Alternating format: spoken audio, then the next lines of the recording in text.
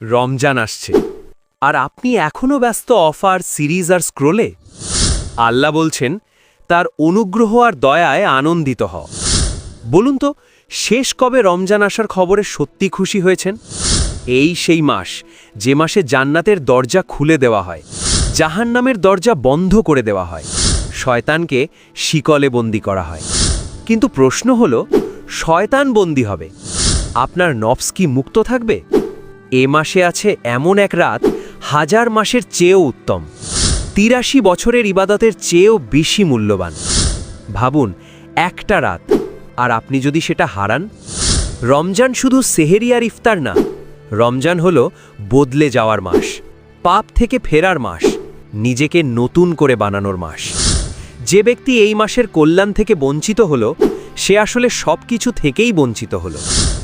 রমজান আসছে, আপনি কি প্রস্তুত, নাকি আবারও একটা বছর হারাতে যাচ্ছেন?